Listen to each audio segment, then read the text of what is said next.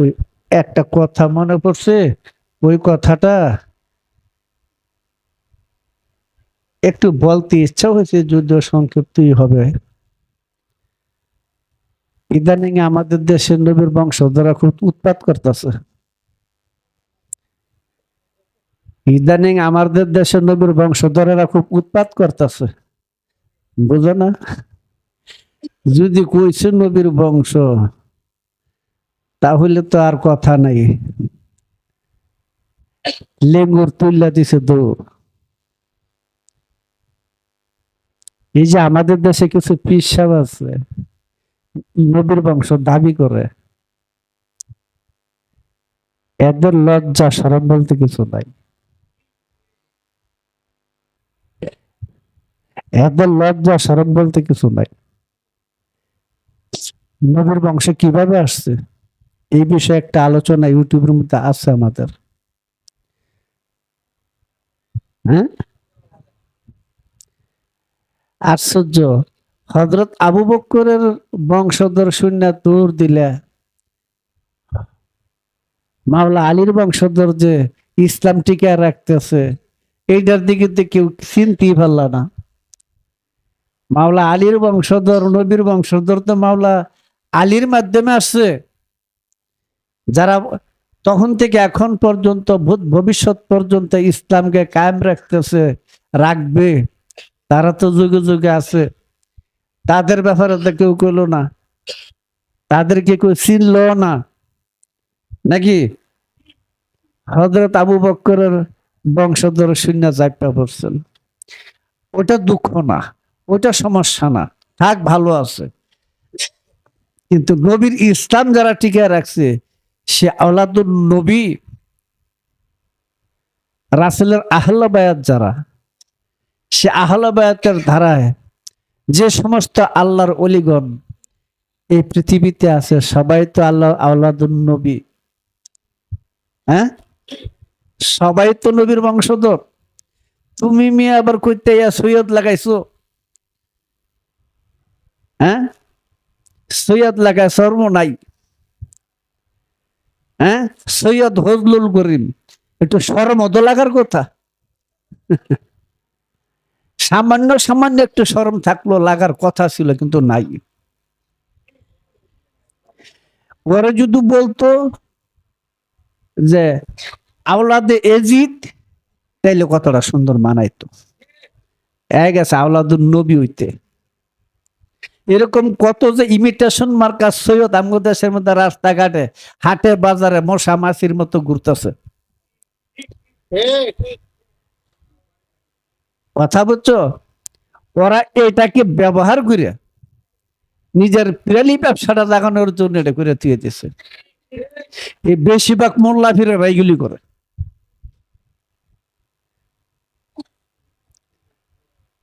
রাসূল সৈয়দ কাকে বলে? 2 নম্বর খণ্ডে একটা গান আছে, পাক পাঞ্জাতন করলে জারি, তাই তো সৈয়দ হলে তুমি। খাজা গরিব নওয়াজ। পাক পাঞ্জাতন করলে জারি, তাই তো সৈয়দ হলে তুমি। সৈয়দ কুলের শিরোমণি মুবাল্লেক আজম হয়ে আয় খাজা হে মঈনুদ্দিন এলমে লাদুনি নিয়ে। হ্যাঁ, আয় খাজা হে মঈনুদ্দিন এলমে লাদুনি নিয়ে। কখন সৈয়দ হয় বিস্তারিত বলতে গেলে, যে বললাম আধা ঘন্টা সময় আছে, এখন যদি এটা উঠতে যায় তাহলে কিন্তু ঘন্টার ঘন্টা জায়গা, এই তো সমস্যাটা। এই কথাটা বলতে গিয়া সূরা কাউসারের থেকে যদি তুলে ধরা হয়, ব্যাপার হলো কি, অনেকদিন আগে, 8-10 বছর আগে মনে হয়, শান্তিনগর চৌরাস্তার মধ্যে ছিনতাইকারীরা এক মহিলার রিস্কার মধ্যে খালি ভাইয়া কানের জিনিস, হাতের স্বর্ণ সব টাইনা টুইনা লইয়া গেছে গা। কিন্তু বেডি বেশি শিক্ষার দেয় না। বেডি যে শিক্ষাটা দিচ্ছে এটা হলো ডরে, কারণ ধরছে তো ছিনতাইকারী। এইগুলি সব লইয়া ওস্তাদের কাছে গেছে। ওস্তাদের কাছে যাওয়ার পরে ইচ্ছা মতো কয়েকটা কিল করি। কি হইল? কই হারামরা তুলে এগুলো সব ইমিটেশন। ধরা পড়লে তার ইমিটেশনের কিল খাইতি না, ধরা পড়লে তো স্বর্ণের কিলি খাইতি। ওস্তাদের মার খেয়ে হার গেছে রাগ উঠতে, আবার এদিকে দৌড় লইছে, ভিডিও যাইতে লইছে রাজার বাগের দিকে, ওই পিতনের রাস্তা দিয়ে গিয়া সামনে হইলেছে, বেডির উদিরা 2 সাইডটা তারপরে নিয়ে বেটা মারছে দৌড়। মানে তুই এই ইমিটেশন আনলি কে লোকে, হ্যাঁ? কারণ ধরা হলো তো পাবলিকে আমার স্বর্ণের কিল কিলাই তো, এখন তো ইমিটেশনের কিল তো আমার ওস্তাদে দিয়ে লাইছে। আর যদি আমি ধরা পড়তাম তাহলে স্বর্ণের কিলগুলি খাইতাম। আমি কি চিন্তাই করছি এটা তো দেখার বিষয় ছিল না, আমি যে একটা চিন্তাই করি সুর, এইটা তো মূল বিষয়। আমাদের দেশে যারা সৈয়দ দাবি করে, এর রাস্তায় ছিনতাইকারীর মতো সৈয়দ, এগুলি ইমিটেশন মার্কা সৈয়দ। সৈয়দ হইতে গেলে আহলে বায়াতের অন্তর্ভুক্ত হয়ে যেতে হবে। আহলে বায়াত তো হাতে হাত ধরে বায়াত না, আহলে বায়াত নির্দিষ্ট, আহল আল বায়াত সূরা শুআরার কত নম্বর আয়াত? 23 নম্বর আয়াত। আহল আল বায়াত নির্দিষ্ট ঘরের অধিবাসী, এই ঘরের মধ্যে যারা সংযোগ স্থাপন করছে এবং সে আত্মশুদ্ধি সাধনার জগতের ভিতরে চলে গেছে, প্রত্যেকে আওলাদুন নবী সৈয়দ। কথা বুঝছো? কারণ পাক পাঞ্জাতন ছাড়া, আহলে বায়াত ছাড়া মুক্তি পাওয়ার কোনো সিস্টেম নাই, ঈমান রাখার কোনো সিস্টেম নাই, কলিমা পড়ার কোনো সিস্টেম নাই। কথা বুঝছো? কাজে আমাদের দেশে ইমিটেশন মার্কা সৈয়দরা যে বেজাল লাগাইছে, কথা বুঝছো? মানে হযরত আবু বকরের বংশধর লেজ তুলে চলছে, তুমি তার ইতিহাস জানো? হ্যাঁ, যে বংশের মধ্যে নূরের ধারা প্রবাহিত, সে আহলে বায়াতের ধারার লোক তুমি। কারণ মানুষ পরিচয় কিসে? চেহারা নকশায় নাকি শিক্ষা দীক্ষায়? কোনোটাই না, আচার আচরণে নাকি? শিক্ষিত হলে জ্ঞানী হয় না। কথা বুঝছো? কত বড় বড় শিক্ষিত আছে, তার চেয়ে বাংলাদেশের মধ্যে সবচেয়ে বড় বড় চোর হেরাই, এরা চুরি করে কলম কাগজ দিয়া, আর গরিব মানুষ চুরি করে সিন কাটিয়া। ও বেটা 2 দিন খাইতে হয় না, পেটের খিদার অভাবে ফলাফল লইয়া পড়েছে, বাদ দিয়া চুরি করছে, হার কিলকুলির অভাব নাই। আর যে বেটায় কলমের গুতায় কোটি কোটি টাকা নিতেছে গা, হ্যারে ফুলের মালা। কথা বুঝছো? এরা দিতেছে ফুলের মালা। এ তো বাংলাদেশের কোটি কোটি টাকা এক শ্রেণীর লোক পাচার করে নিয়ে দিতেছে, সরকারও কিছু কয় না, এরাও নিতেছে, কত ধমকি দামকি দিতেছে। সেই ইয়াটা কিন্তু আমাদের দিতে হইতেছে জনগণের, নানান কিছু বাড়াইয়া নানান কিছু করে সমস্যা সৃষ্টি হয়ে যেতেছে। কথা বুঝছো? তাহলে আমি ওই গানটার মধ্যে লেখলাম যে পাক পাঞ্জাতন করলে জারি, তাই তো সৈয়দ হলে তুমি, সৈয়দ মানে প্রধান নেতা। কথা বুঝছো? আর সৈয়দ কুলের শিরোমণি মোবাল্লেক আজম হয়ে, সৈয়দ কুলের শিরোমণি কয়জন হয়? একজন, একজন। কথা বুঝছো? সৈয়দ কুলের গুরু শিরোমণি একজনই হয়। নবীর বংশের উপাধি 2টা, একটা হলো সৈয়দ, আরেকটা হলো লম্বা চুলওয়ালা, আর একটা হলো লম্বা চুলওয়ালা। বেনে গাইতে ছেড়ে দিতেন। এই সৈয়দ বংশ মাওলা আলীর হাদিসে কৃত আছে, চাদরের ভিতরে যে মাওলা আলী ছিলেন, মাওলা আলীকে বেলায়েত কোথায় দিছে এটা তো এখন মোটামুটি অনেকেই জানেন, যে 18 জিলহজ তারিখ শনিবার দিন জোহর আসর মধ্যবর্তী সময়ে বাবলা গাছের মধ্যে সামিয়ানা টানাইয়া উটের গদি উঠার ডবল ঘুরিয়া দিয়া তার উপরে রাসূল দাঁড়াইয়া তিনি মাওলা আলীকে রাসালাত দান করলেন, মাওলায়াত দিলেন, ওইখান থেকে বেলায়েত। আর আরো ঊর্ধ্ব জগতের কথা আছে, আপাতত বলবো না।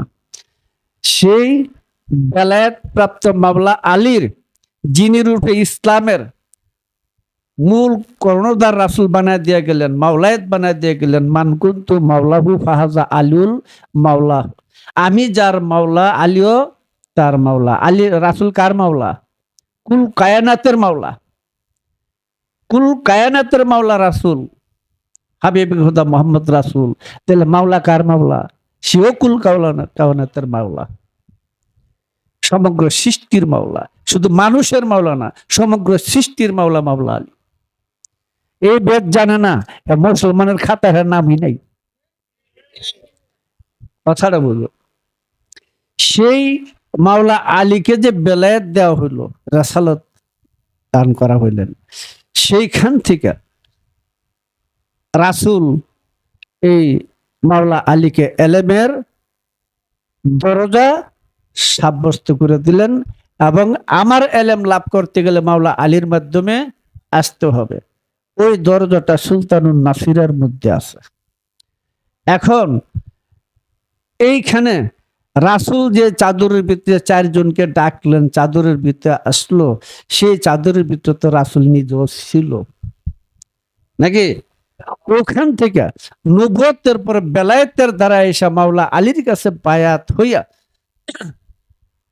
যারা নবীর শিক্ষায়, রাসূলের শিক্ষায়, মাওলা আলীর শিক্ষায় শিক্ষিত হইয়া নিজেকে মনুষ্যত্বের দরজার ভিতরে অধিষ্ঠিত করে নিয়েছেন, সবাই নবীর বংশধর। ওই মোল্লা, তুমি কই থেকে আবার সৈয়দ হইছো? ওই শান্তিনগরের ইমিটেশন মার্কা? হ্যাঁ, তুমি কো এজিদ হযরত এজিদ রাদিয়াল্লাহু তাআলা আনহু। ও হারামজাদা, তোর মুখটা দিয়ে আইছি কি? হ্যাঁ, এটা তো 40 বছর পর্যন্ত তোর মুখ নাফাক হয়ে গেছে, তুই আবার নামের সাথে সৈয়দ লেখস। ইবলিশের দল।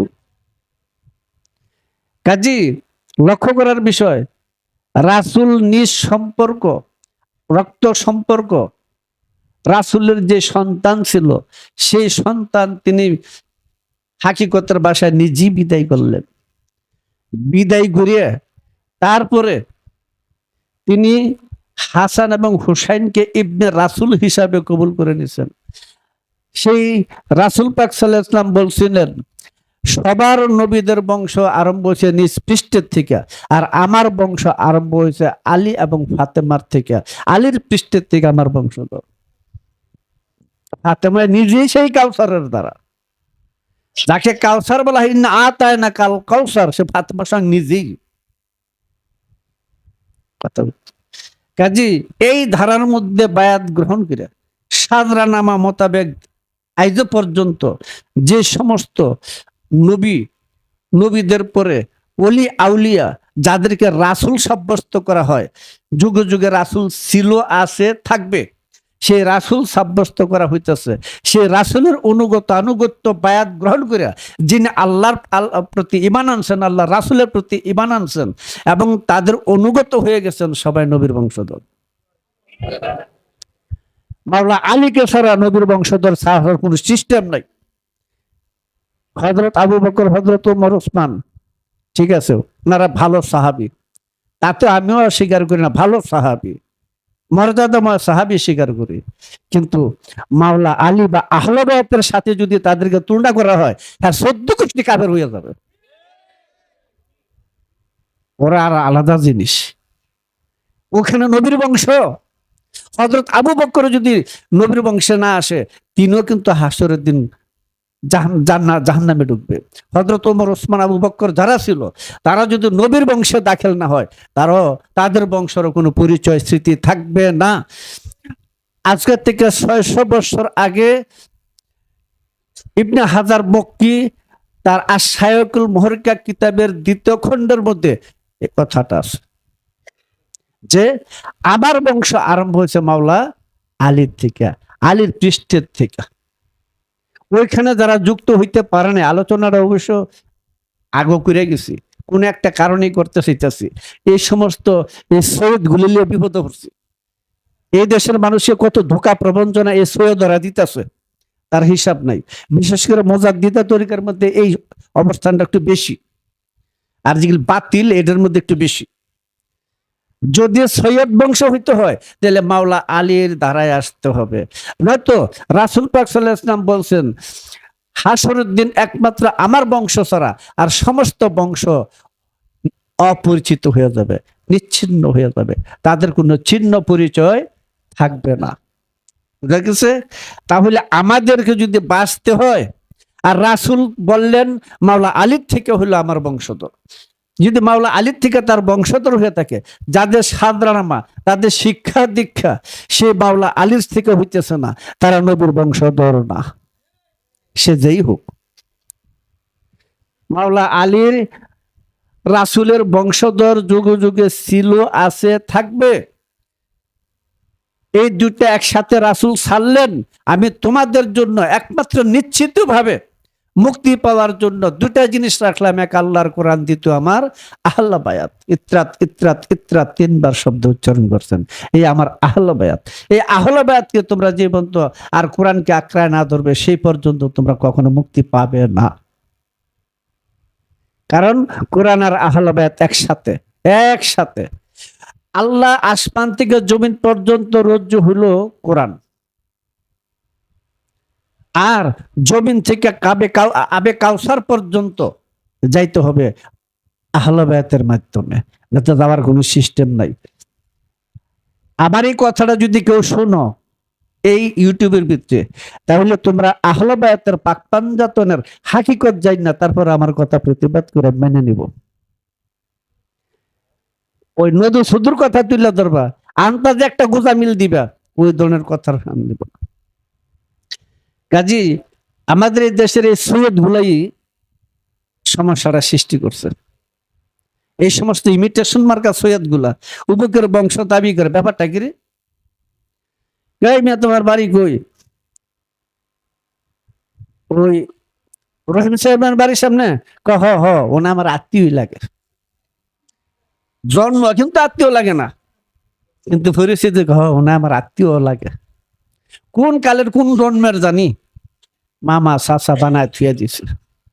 হ্যাঁ, এই সমস্ত ইমিটেশন মার্কা সৈয়দ গুলা, সৈয়দ মার্কা পীর সাহেব গুলা, এগুলি মানুষকে বিভ্রান্ত করতেছে, পথভ্রষ্ট করতেছে। সৈয়দ কাকে বলে এই সম্পর্কে, হাকিকত সম্পর্কে তাদের মনে হয় কোনো ধারণা যদি থাকতো, কিঞ্চিত থাকতো, তাহলে এই ধরনের বেলেহাজ কাজ এরা করতো না। হযরত আবু বকর বংশধর আমি কি করবো? হযরত উমর বংশধর আমি কি করবো? তুমুকের বংশধর আমি কি করবো? আমার বংশ হইলো আহলে বায়াতের দরকার। আমি নবীর বংশ গণ্য হইতে হবে। বুঝো না কি কইছি?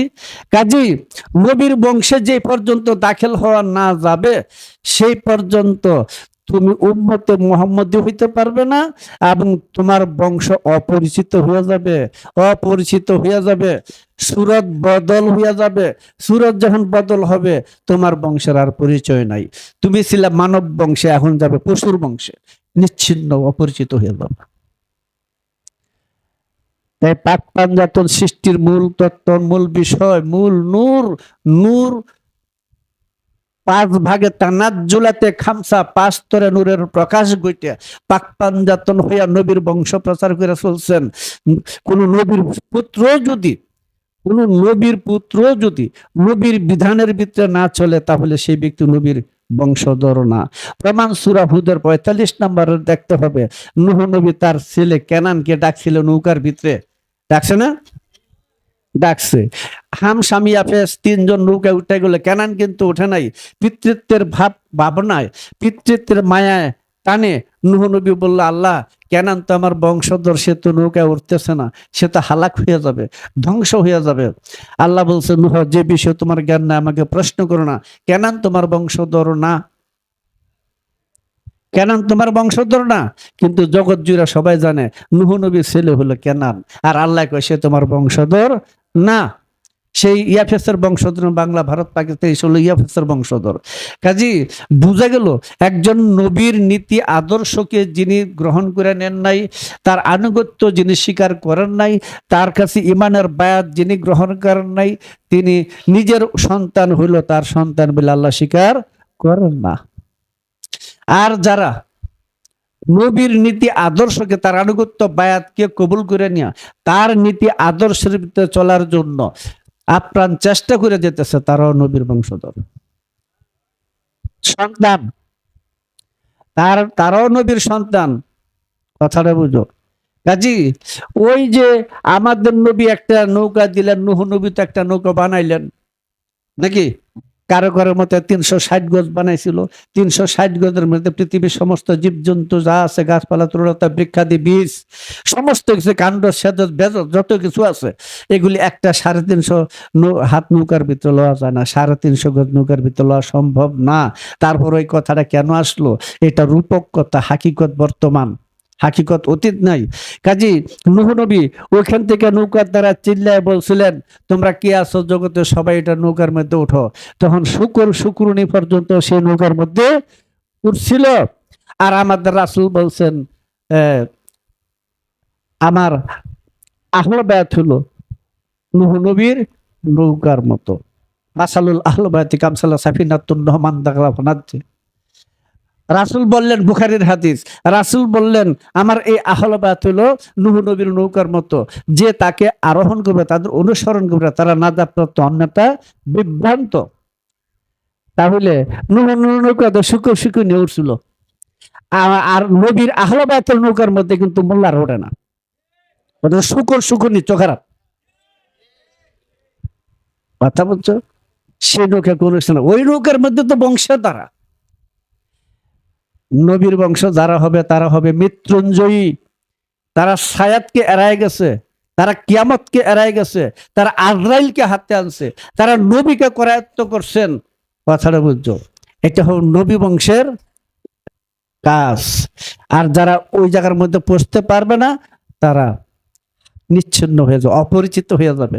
বোঝা যায় আমি অপরিচিত বলতে কি বুঝাই? এটা অপরিচিত হয়ে যাবে, তার কোনো পরিচয় আর থাকবে না।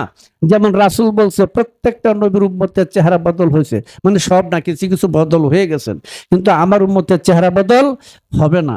তো চেহারা বদল না হওয়ার কর্ম যদি করতে হয়, তাহলে মাওলা আলীর সাদরা নামায় তোমার থাকতে হবে। আর না হইলে এই চেহারা, যাদের চেহারা বদল হওয়ার মতো কর্ম, মানে সুরতকে রক্ষা করছে, তাদের চেহারাকে রক্ষা করছে, চেহারা রক্ষার সাধনা করছেন, বাকশক্তি রক্ষার সাধনা করছেন, তারা হলো উম্মত মুহাম্মদী। আর যাদের এই সুরত রক্ষা করার সাধনা কর্ম করে নাই, ওগুলো সব 72 কাটা জাহান্নামী হবে। ওরা নবীর বংশ না। নবীর বংশ যারা হবে তারা হবে মৃত্যুঞ্জয়ী, তারা মৃত্যুকে জয় করবে। কারণ মানুষের জন্ম আছে, মৃত্যু নাই। যদি মৃত্যুর করে যায়, তাহলে তার সুরত বদল হয়ে যাবে। কথা বুঝছো? আর যদি নবীর বংশ হয়, তাহলে সে ওফাত লাভ করবে। ওফাতের বিপরীত কোনো শব্দ নাই, মউতের বিপরীত শব্দ আছে, এটার বিপরীত শব্দ আছে, কিন্তু ওফাতের বিপরীত কোনো শব্দ নাই। এটা যেমন ছিল তেমনই থাকবে, যেমন ছিল তেমনই যারা আছে, ওরা হলো নবীর বংশ।